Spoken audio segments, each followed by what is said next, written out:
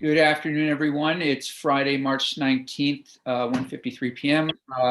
Bit of a delayed start on Senate Education. We are on the last day of crossover for money committees. We will continue to have, I think, long floor days, busy floor days next week. Senator Perchlik and I talked a little bit. I'm going to do the weighting study or the weighting implementation plan floor report, just as an FYI, and I will make that change. We have another day, it looks like, with literacy. Hopefully that will leave us on Tuesday. Just want to thank everybody for weighing in so much on APPROPES. I think some of the things in there are really transformational and prepare us well for the summer. So I just want to thank everybody for that. Let me see what else. The other thing I just wanted to mention to everyone is keep an eye on what's coming to from the House. We're going to have House members in next week, probably on Friday, to review what their bills are. And of course, as I mentioned, we'll all be invited over there, likely to present our work. I think that is it. So I guess a few other things. We are going to take a vote on H81 today. We're waiting for Senator Lyons, who's at a press conference with the pro tem. We are going to look at some language with S100. I was in contact with the chair of APPROPES this morning. This is the Universal School Meals Bill. They know that they are looking at the financial part of this, and they are working. I think that's a lively discussion down there, but still seems to be alive. And so we'll look at some language today that we did receive from Agency of Education. This won't be new language, but it's just within the confines of the Agency of Education request, and doesn't include the appropriations suggestions that we heard from some people. And we can always vote on this next week before it gets to the floor, and we'll incorporate, hopefully, our partners in AG on that amendment if it goes forward. And now we're turning our eyes to S13, the strike all. This is the weighting implementation plan. We have a request from the Independent School Association. Ms. Molina, welcome. Thank you, Senator Campion. Thank you, Senate Education Committee. For the record, my name is Gabrielle Molina with Downs Rachlin Martin, testifying on behalf of the Vermont Independent Schools Association. My testimony today will be really short and get you guys to your weekend, hopefully soon. So basically, Visa is requesting that it be added to the list of groups that the task force should collaborate with. So in other words, on page 5 of the bill that you passed out of, that you approved out of Senate Education, in section E, it tasks the task force with collaborating with the Superintendents Association, the School Boards Association, the Vermont Council of Special Education Administrators, and the Vermont Principals Association, and the Vermont NEA, and we would like to ask that Visa be added to that group. And the main reason why we think that's important is because one of the buckets that you have tasked the task force with looking at is recommending how tuition rates for non-operating school districts and career tech centers should be adjusted to account for the cost of educating students as reflected in the recommended weights or categorical aid. And so independent schools are really a direct and important stakeholder for a conversation that would be about non-operating districts and rates paid to independent schools. And so I think just even in light of the origin story of this bill is a pupil weighting system that had no rhyme or reason to it, and that was entrenched in law for many, many years and did a lot of damage. And the thought behind having this good conversation in this task force process and having the right people at the table is that you'll have a better outcome at the end, a more inclusive and fair and reflective process to consider these questions, particularly the question about non-operating districts. So that's the request. Okay. Any questions? So you're so not on the task force, but just to be consulted during the process. Yeah, and particularly, like I said, in section E on page 5, to be named with that group would, I think, be helpful, because once you put a group into law, even if it is just a group of collaborators, I think it has the force of law in many ways, and so for visa to be added, I think is appropriate.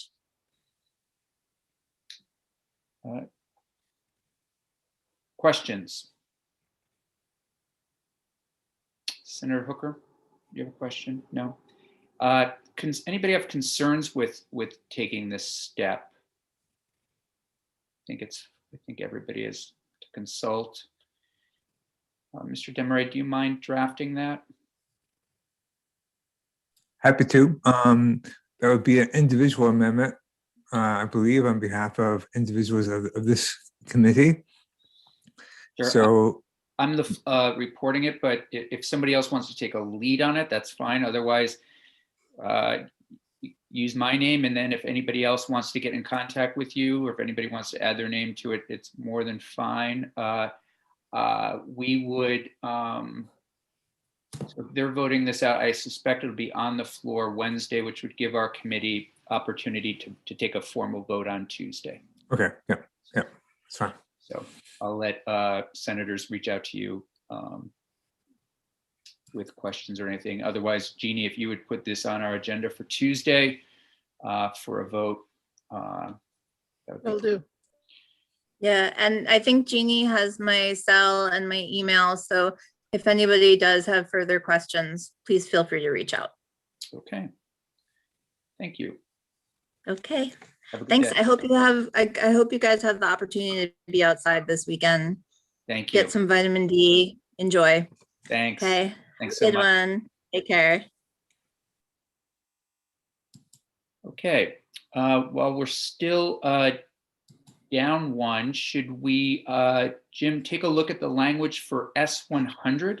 Sure, yep. That'd be great if you don't mind pulling it up on the screen. I don't think it's very long. No, let's see if I can find it. And this isn't for a vote. This is just, this brings us back to the language that the Agency of Education requested. We'll have Jim take us through it. Senators Stars and Pearson also have it. And I just want to get it ready in case that bill does move and it's on the floor on Wednesday. Jane, can I share the screen?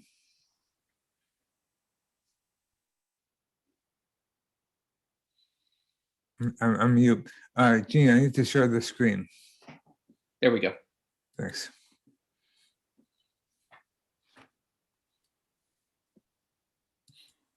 Great, thank you. I forget which one this is. Here it is. Okay. So for the record, Jim Desmarais, Legislative Counsel, we're walking through a proposed amendment to S100 by Senator Campion. It's just taking the section 4 language in S100 and making the changes recommended by the Agency of Education. So the changes broadly are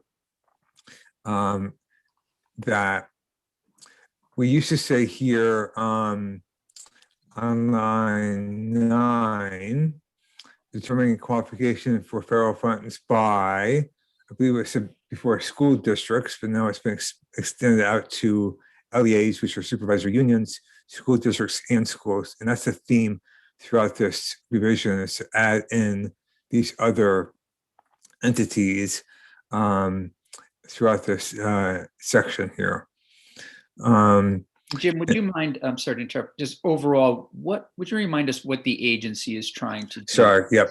So this is the Universal School Meals Bill from the Committee on Agriculture, and it provides, of course, universal school meals, which means that the application now used for free and reduced priced meals would not be used because it's not required when you have universal meals. So this is giving the secretary flexibility to develop a new form to be used to determine eligibility for that program, but also for a variety of federal programs. So it really helps access federal dollars. It helps access federal dollars, yep, for various programs. And so this has the Secretary of Education define what it means, what student poverty means for the purposes of qualification for federal funds by SUs, school districts, and schools, determining student eligibility for various educational programs and benefits, where economic need is a consideration, like free and reduced lunches, and collecting and reporting disaggregated and student level performance data as required. So what's new here from the draft from the S100 bill that was passed out was the addition of local education agency and schools, I believe here, and B and C are new as well from the agency. And then two, the secretary will establish what student poverty data should be collected by, again, LEAs, school districts, and schools. The means by which the data should be collected and the frequency of collection. And three, determine how this data shall be reported to the agency by SUs, school districts, and schools, and the frequency of reporting.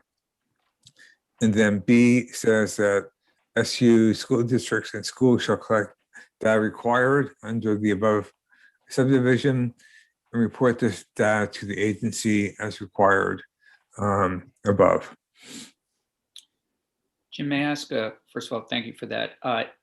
It sounds like a lot of this they could do now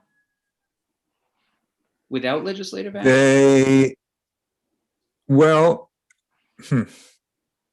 Could they do it without? I think they probably could. Okay. They asked for this section. They wanted to have clarification in statute Sure. as to this because it's a very important part of providing the benefits to students and for money going to schools. So it was at their request. Okay. No, thanks for that. Anything else, Jim? No, that's it. All right, if you don't mind, great.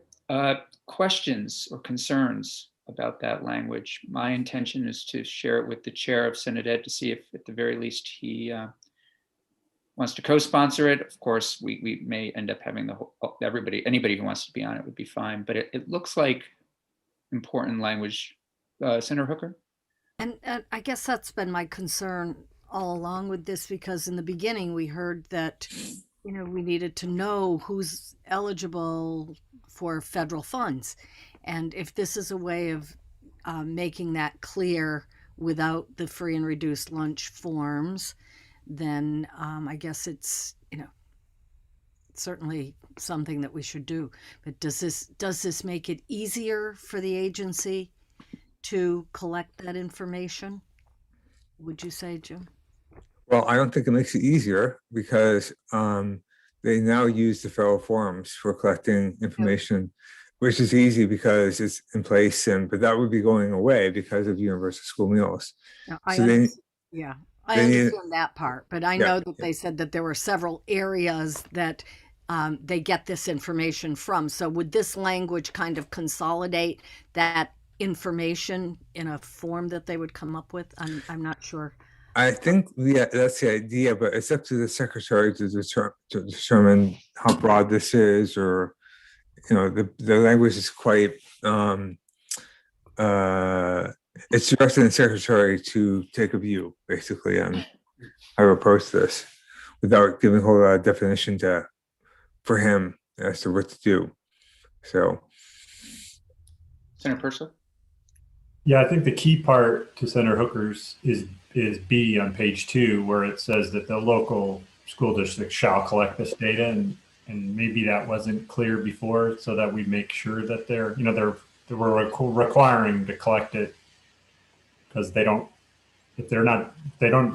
have to collect it for the lunches anymore. So this says they still have to collect it. Okay.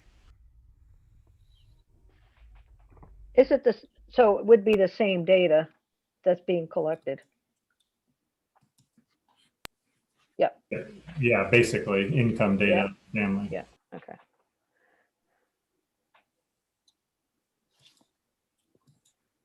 Any other questions or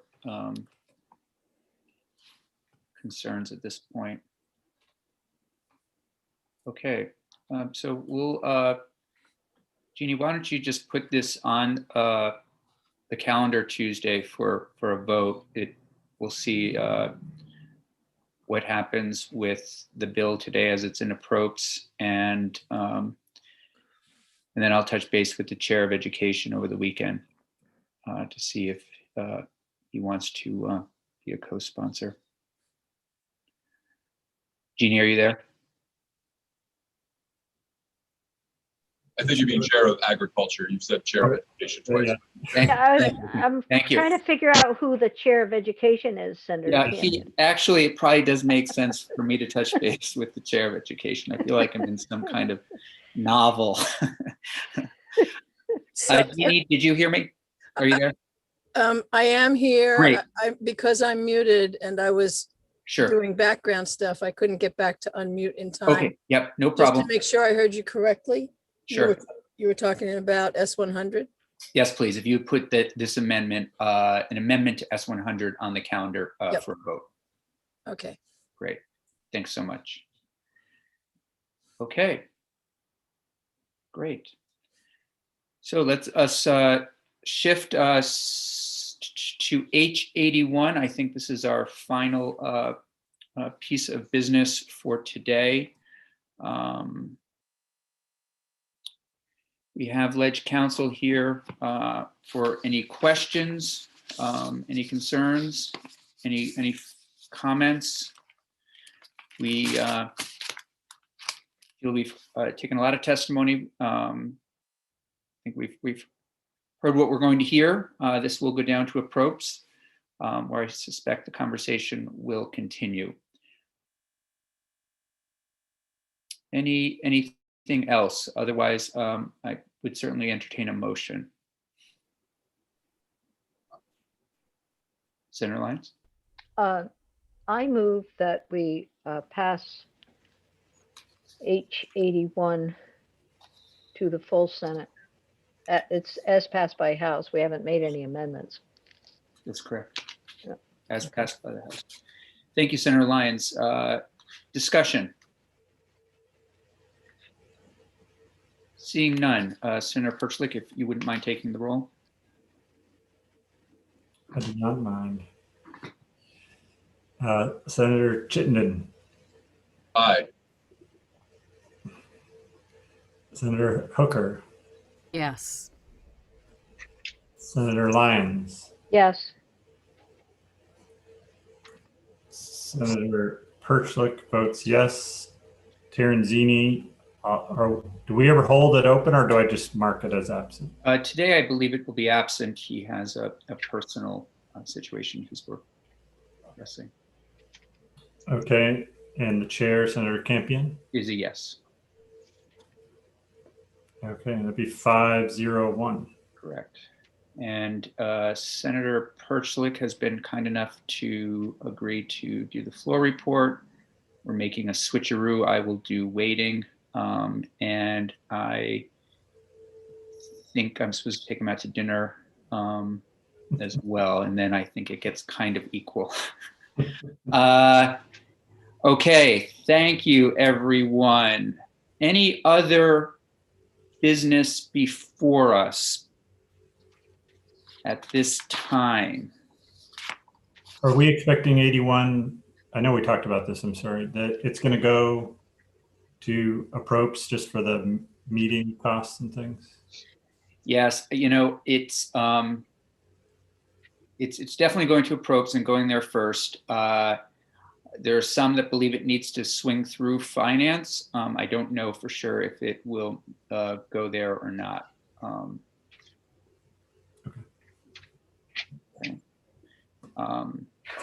Okay. Jeannie, would you mind taking us offline? One moment.